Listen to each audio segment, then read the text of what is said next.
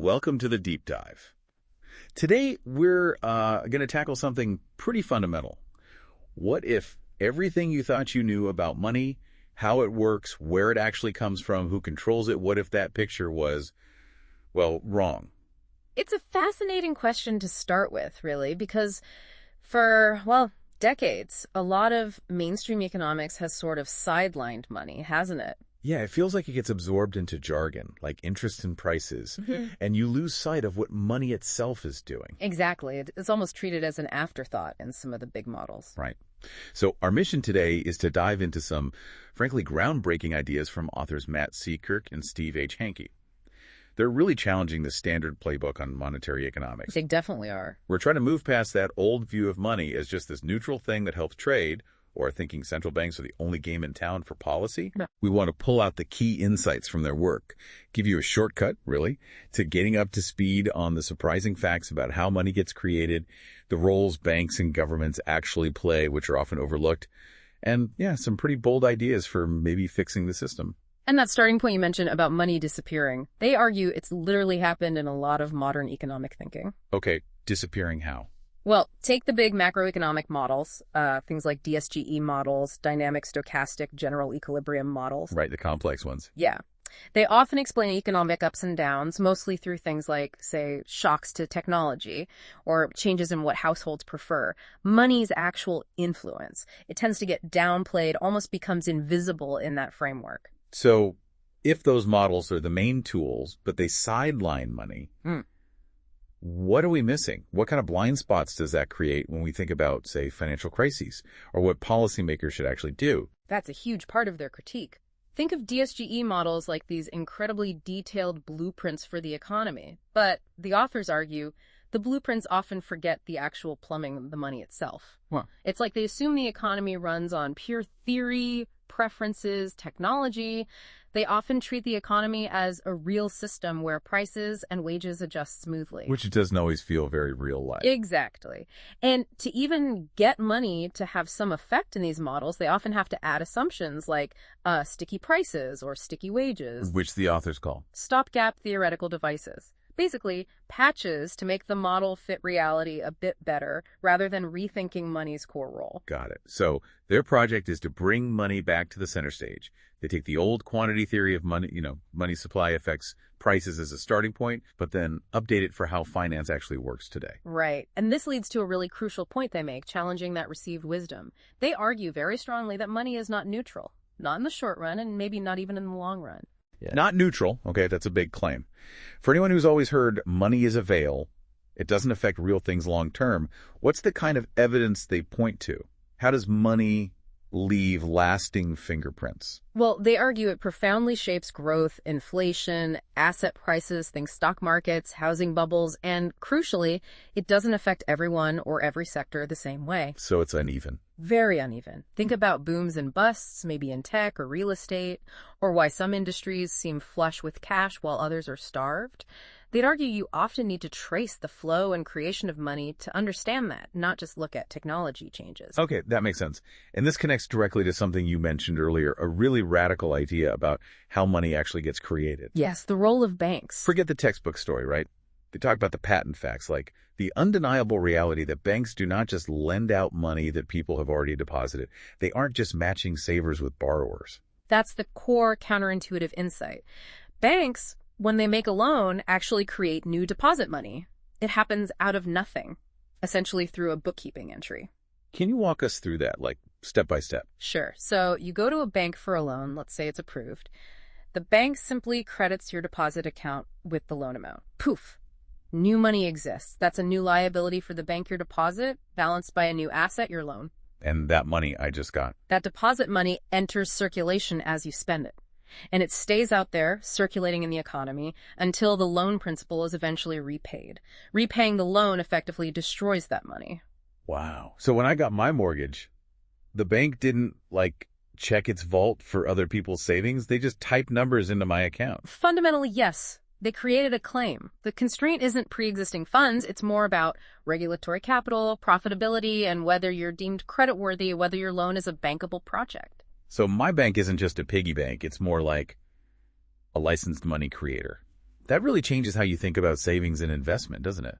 Completely. Depositors aren't funding the loans in the way we usually imagine. They're holding the money that banks have already created through lending. Okay, mind slightly blown. But if banks have this power, who gives it to them? They can't just decide to do this, surely. No, absolutely not. And this is where the state's role comes in, which the authors argue is essential but often understated. The state grants banks this special privilege, this power to create money, but it also controls and regulates it. So, fiat money, the dollars, euros, pounds we use, isn't just valuable because we all agree it is. It's not just faith or convention. The authors stress that fiat money is fundamentally based on credit and claims. It's valuable because it's underwritten by credible claims to future economic surpluses. Okay, credible claims to future economic surpluses. Unpack that a bit. Think of it like this. The government's money, the dollar, is ultimately backed by its ability to claim future resources from the economy, mainly through taxes. Oh, okay. The promise of future tax revenue gives the currency value. Exactly. And the money created by banks, that's backed by the bank's claims on future loan repayments from borrowers. The whole system relies on these promises being credible. Which connects to the idea of a monetary standard, right? Yeah. The rules of the game. Precisely. That standard defines how money's value is set and maintained. We've had different ones over time, the gold standard, then Bretton Woods, which tied currencies to the U.S. dollar and gold. Yeah, now. Now we're in a sort of U.S. dollar-dominated system, but it's not based on gold. It's based on this network of agreements, regulations, and importantly, dealer banks willing to create dollar credit internationally. And this is why the authors are so skeptical about things like a Bitcoin standard. Exactly. They argue it's completely indefensible because cryptocurrencies like Bitcoin lack that fundamental underpinning, that credible claim to future resources or surpluses issued by a sovereign entity. And they can't be created reliably on demand when the economy needs liquidity, unlike bank money. Right. Fiat money is fundamentally a claim that can be generated. Bitcoin isn't structured that way. Okay, so understanding where money comes from totally reframes things. Now, how does this money actually move? Who are the key players in this reimagined financial map? Let's talk about the architecture. Right, the architectural. The authors map it out pretty clearly. You've got key sectors, the government sector, which includes both the fiscal side, like the Treasury, and the monetary side, the central bank. Okay. Then you have commercial banks, the ones with that unique power to create deposit money we've just discussed. Then there are other financial intermediaries, think investment banks, mutual funds, insurance companies. And finally, the real economy. That's households and non-financial businesses, us. And you mentioned a key difference between commercial banks and those other intermediaries. Yes, a crucial distinction. Commercial banks perform that core function, creating new deposit money by making loans for what the authors call bankable projects. Bankable projects. Yeah, projects that meet their lending criteria. Financial intermediaries, on the other hand, they mostly connect existing pools of savings to investment opportunities, what they call investable projects. They move money around, but they don't create it in the same way banks do. Got it. So the money created by banks lending. That's the bulk of our money supply. Not cash, not central bank reserves. Overwhelmingly, yes. In developed economies, the vast majority of what we use and think of as money is actually bank deposits, created through this lending process. Okay. Now, if banks create money by lending, does that mean anyone who wants a loan gets one as long as they can pay the interest rate? No. And that brings us to another key concept. The problem of credit rationing. Credit rationing. Yeah. Contrary to some simple economic models where the interest rate is supposed to perfectly balance supply and demand for loans, the authors argue that's not how it works. Interest rates alone don't determine how much money is created, nor do they perfectly clear the market for capital. So even if I have a great business idea and I'm happy to pay the going interest rate, the bank might still say no. Absolutely. That's credit rationing in action. Most individuals and firms actually have less access to bank credit than they'd ideally want, even if the interest rate seems affordable. Why? If the project is good. It comes down to information problems, risk, and banks needing to make the project bankable. Banks face uncertainty. They don't know perfectly if you'll succeed or repay. Right. So they use tools to manage that risk. They stick to specific underwriting domains, industries, or loan types they understand well. They often require the borrower to put in their own equity, have some skin in the game, and crucially, They look for marketable collateral. Collateral, okay. Yeah. Something they can seize and sell if things go wrong. Exactly. These factors, the underwriting domain, borrower equity, collateral, determine if your project is bankable. It's this set of bankable projects that really defines the limit, the frontier, for new bank lending and therefore new money creation in the short run, not just the interest rate. And you mentioned something similar happens in capital markets too, not just with bank loans. Yes, they talk about equity rationing in capital markets. Good projects, ones with a positive net present value, might still go unfunded because investors just can't get comfortable with the risk or can't fully trust the information from the entrepreneurs. So information gaps and the need for collateral or established domains really shape who gets funding and where money flows. Profoundly. It means capital doesn't just flow smoothly to the highest return project. It flows to where risks can be managed according to the specific banking and market criteria. Okay, this brings us to another really interesting challenge they pose. How we actually measure money. We talked about M1, M2, the simple adding up. The simple sum approach, yeah, they argue that's problematic. Why? What's wrong with just adding up checking accounts, savings accounts, etc.? Because it treats all dollars the same, regardless of how readily they're used for transactions versus just being held as a short-term investment, a dollar sitting in a long-term CD isn't providing the same moneyness or transaction services as a dollar in your checking account. Right. One is much more liquid, more ready to be spent. Exactly. So they advocate for using division money aggregates. Division. Okay. Sounds technical. What's the core idea? The core idea is weighting. Division indices weigh each type of monetary asset based on its user cost. User cost. It's essentially the opportunity cost of holding that particular form of money. Think of it as the interest you give up, the difference between what you could earn on a safe, risk-free investment versus the interest, if any, you actually earn on that money balance. Okay. So money in a non-interest-bearing checking account has a high user cost because you're giving up potential interest. Money in a savings account has a lower user cost. Precisely. Divisia measures the flow of transactional services the money supply is providing, effectively separating money held purely for spending from money held more as a store of value or short-term investment. So it's not just counting the dollars. It's measuring the economic work the money is doing, like measuring a river's flow, not just its width. That's a great analogy. And when you measure money this way, using divisia, something remarkable happens. What's that?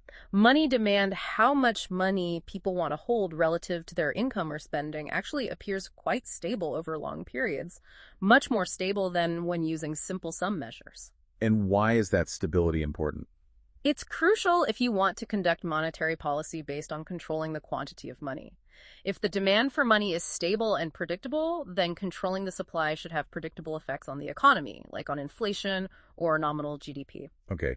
And did this divisia approach show anything interesting during, say, the big financial crisis? It did. You could see a marked slowdown in the growth of the broader divisia aggregates during the GFC, reflecting a contraction in economic activity and perhaps risk aversion. Also, interestingly, in the later period of super low interest rates everywhere. Yeah, the ZRRP era, zero interest rate policy. Right. The differences between division measures and the simple sum measures actually narrowed, because when all interest rates are near zero, the user cost differences between different types of accounts become very small. Makes sense. But the really striking thing you mentioned earlier was about disaggregating this, looking at different groups. Yes, this is fascinating. When they break down division money by economic sector or even by income levels, you see a huge amount of variation, heterogeneity in monetary conditions that gets totally masked by the aggregate numbers. Like what? Give me an example. Well, they point to the 1990s, for instance. Looking at divisia data showed that non-corporate businesses were apparently awash in liquidity. Their money holdings were growing rapidly. But at the same time, household money demand was growing very little. So the overall money supply figure wouldn't have told you that businesses had lots of cash, but households didn't feel particularly flush. Exactly. It hides these crucial distributional effects. They also found that higher income households tend to face higher user costs for holding money, likely because they have better access to alternative investments. Wow. So how money is distributed, not just the total amount, really matters for understanding the economy. Absolutely. It reinforces their point about money's non-neutrality. It doesn't just affect the overall price level. It impacts different groups and sectors very differently. Okay, let's shift gears a bit and look at how things have changed over time. The authors talk about the evolution of bank balance sheets, especially since World War II. Yes. They map out distinct banking regimes in the U.S. There's the Bretton Woods era, then a kind of transitional period after its collapse, and now the current Basel regime, starting roughly around the time of the GFC. And the Basel regime brought A much greater synchronization of monetary policy globally, largely through internationally agreed upon banking regulations. And within banks themselves, what's been the big shift on their balance sheets? A really pronounced shift in what banks hold as assets. Historically, loans were the dominant asset, maybe making up around 65% of a typical U.S. bank's balance sheet. And now? Post-GFC, that share has shrunk significantly, down to around 50%. Wow, that's a big drop. So what replaced those loans? What are banks holding instead? A lot more securities, particularly agency mortgage-backed securities, those MBS guaranteed by Fannie Mae and Freddie Mac, and also significantly larger portfolios of liquid assets. Liquid assets, like cash and government bonds. Why did that build up there? It was partly kicked off by the Federal Reserve's emergency actions during and after the GFC, things like quantitative easing, QE, which flooded the system with reserves. Right, the Fed buying bonds. Exactly. But it was also heavily reinforced by the new Basel III regulations, which require banks to hold more high-quality liquid assets, or HQLA. So regulations designed for safety also pushed banks to hold more liquid stuff and maybe lend less. That seems to be a consequence, yes. It creates the sort of liquidity overhang within the banking system itself. And at the same time, banks are facing more competition for their traditional lending business. Definitely. Capital markets have increasingly moved into areas that used to be bank territory. Think about mortgages now dominated by the GSEs securitizing loans. Fannie, Freddie. Right. And also consumer credit, corporate bonds. A lot of that funding now happens through markets, bypassing traditional bank balance sheets to some extent. This environment sounds complex, especially for the big universal banks that do both traditional lending and investment banking. Very complex. The authors point out that combining commercial banking, the banking book, focused on loans with capital markets activities, the trading book under one roof creates inherent conflicts. Conflicts like what? Well, the incentives can be different. Trading activities might offer quicker profits but also carry different risks. There's a potential for the riskier trading side to, in effect, drain resources or attention from the core lending function. And the GFC showed the dangers there. Absolutely. They stressed the GFC wasn't just a commercial banking crisis. It heavily involved the investment banking side, broker-dealers, and the whole shadow banking system. The problems there then spilled over disastrously into the regulated banking system. So, post-GFC, regulations like Basel III tried to address this. You mentioned the capital requirements. Yes, things like minimum capital ratios based on risk-weighted assets, RWA, and the supplementary leverage ratio, the SLR, which is a simpler, non-risk-weighted backup measure. And liquidity rules. The liquidity coverage ratio, LCR, ensuring banks have enough HQLA to survive a 30-day stress scenario, and the net stable funding ratio, NSFR, which encourages banks to fund themselves with more stable, long-term sources rather than flighty short-term borrowing. Okay, these sound sensible on the surface, aiming for a safer system. But what's the downside, according to the authors? The potential downside is that these regulations, in practice, can squeeze the production of bank money. Now, say. Well, for example, holding more capital against certain types of loan, especially corporate loans, which might generate less stable deposit funding, makes them less profitable for banks. The way HQLA requirements work can also effectively act like a tax on certain types of funding, again, potentially pushing banks away from traditional lending towards holding safer liquid assets. So, well-intentioned rules might be unintentionally shrinking the bankable projects frontier we talked about. That's a key concern they raise. It could disincentivize the very lending that creates broad money supply for the real economy. Okay, now let's connect this to another big theme, the idea of a savings glut and capital getting misallocated. We hear about huge pools of savings globally. Yes, the global savings glut. This refers to large surpluses of capital coming from various sources, maybe foreign central banks, recycling trade surpluses, wealthy households, even corporations holding lots of cash. So lots of money looking for a home. Isn't that a good thing? Doesn't it fund investment? You'd think so. But the problem the authors highlight is where this money tends to go. Instead of flowing primarily into risky, productive equity investments in new businesses or technologies, It goes where? it often gravitates towards perceived safe assets. Things like government bonds or highly rated securitizations like those agency MBS we mentioned. So the massive savings pool doesn't necessarily translate into funding for innovation or real economic expansion. It prefers safety. That seems to be the pattern. It suggests a kind of deep-seated risk aversion, maybe, where preserving capital becomes more important than generating high returns through productive but riskier ventures. And how does real estate fit into this picture? The authors seem particularly critical there. Yes, they talk about the pathological character of land and real estate as both an investable and a bankable asset. Pathological. That's strong language. It is. Their argument is that tax systems in many countries effectively subsidize income from land ownership relative to income from productive activity. This, combined with land being prime collateral for bank loans, creates a dangerous feedback loop. Banking becomes deeply tied to cycles of land speculation. Rising land prices create more collateral, fueling more lending, pushing prices higher until the bubble bursts. And they argue this isn't a rare event. They point out that pretty much every major credit crisis in recent history has had a real estate crisis at its core. It's a recurring vulnerability. That's a sobering thought.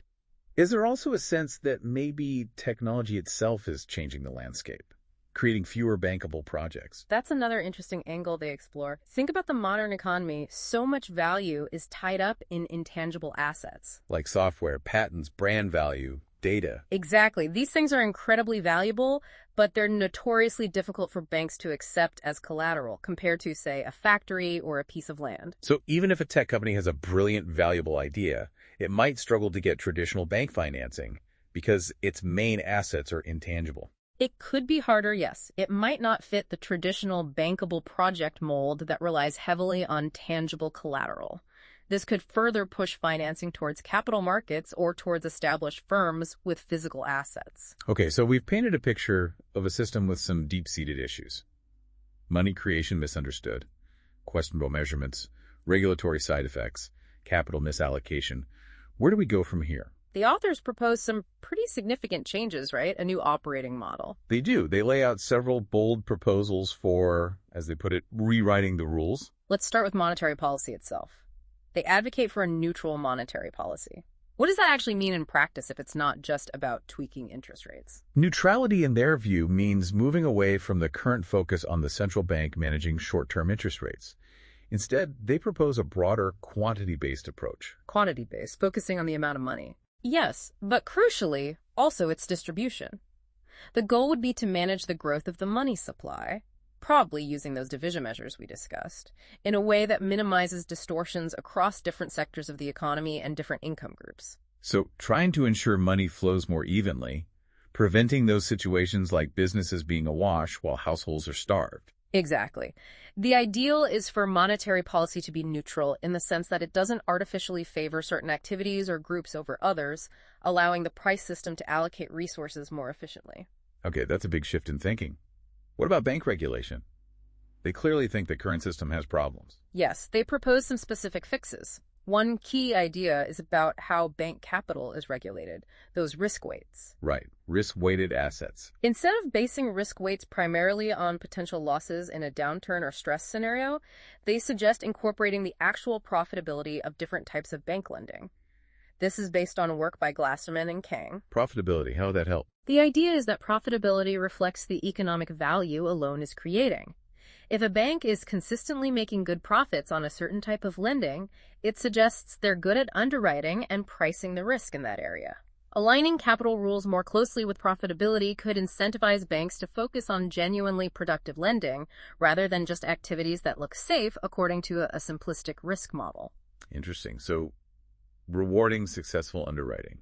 What else on regulation? You mentioned the liquidity rules, forcing banks to hoard HQLA. Right. They argue this self-help approach to liquidity where each bank has to hold a massive buffer is inefficient. It ties up bank balance sheets. So the alternative is? A greater reliance on central bank standing facilities, essentially, pre-agreed arrangements where banks know they can borrow reliably from the central bank against good collateral if they face temporary liquidity stress. Like the discount window, but maybe more accessible or reliable. Perhaps, or maybe drawing inspiration from how the federal home loan banks already provide liquidity advances to their member banks. The point is to make the central bank the dependable liquidity provider, freeing up commercial banks' balance sheets to do more lending. Okay, those are significant regulatory tweaks. But then there's the really big one, splitting up the universal banks. Yes, that's probably their most radical proposal structurally. They argue strongly for divorcing commercial banking, taking deposits, making loans, from investment banking and trading activities. Like a modern Glass-Steagall Act, almost. What's the main driver for that? The main driver is to stop what they see as the cannibalization of bankable projects. They believe the structure of universal banks creates incentives for the trading side to potentially dominate or distort the lending side. And the benefit of splitting them. The idea is that a standalone commercial bank could be focused purely on its core lending function, capitalized appropriately for those risks, and managed optimally for that business. Same for the investment bank. It would hopefully lead to less systemic risk, as problems in one wouldn't automatically infect the other through a shared capital base, and potentially encourage more stable, productive lending from the commercial banking side. That would be a massive overhaul of Wall Street. Finally, they tackle the elephant in the room. The Fed's enormous balance sheet left over from QE. Yes, the legacy of QE. It's huge, and as they point out, it's now causing problems. The Fed is actually incurring significant fiscal losses because the interest it has to pay out on the reserves it created is higher than the interest it's earning on the bonds it holds. So the central bank is losing money because of its past actions. How do you fix that? You can't just sell trillions in bonds overnight. No, that would cause chaos. Their proposed solution is quite ingenious. A QE sinking fund. A sinking fund, like you use for paying off debt. Sort of. The idea is that the fiscal authority of the Treasury would create a special, separate entity. This entity would essentially buy the excess assets, the QE bonds, from the Federal Reserve. Okay, takes them off the Fed's books. But how does this new entity pay for them? It would finance the purchase by issuing new short-term government bills into the market. So swapping long-term bonds held by the Fed for short-term bills held by the public or banks. Exactly. The authors argue this would remove the price distortions caused by the Fed's massive presence in the bond market, reduce the Fed's footprint, deal with the fiscal losses in a transparent way through the Treasury, and allow the central bank to eventually return to a more normal, smaller balance sheet and a more neutral policy stance. It sounds like a clean way to manage that QE overhang, separating the monetary policy aspect from the fiscal consequences. That's the intention. It's about cleaning up the legacy issues to allow for that new, more neutral operating framework they envision for the future. Wow. We have covered a ton of ground here. We've really gone through a fundamental reevaluation of money, where it comes from, how banks work, the state's role, measurement issues, regulatory impacts, and some really bold ideas for reform. It's definitely a deep dive into a very different way of thinking about our financial system, challenging a lot of assumptions. Yeah, absolutely. This deep dive has offered, I think, a genuinely paradigm-shifting perspective on money and who really controls the financial levers. A radical new perspective indeed. So here's something to ponder.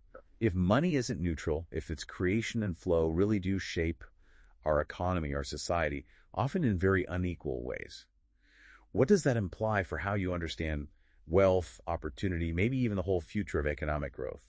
What part of this rethinking clicked most for you, or maybe raised the biggest questions about how we ought to manage our financial future?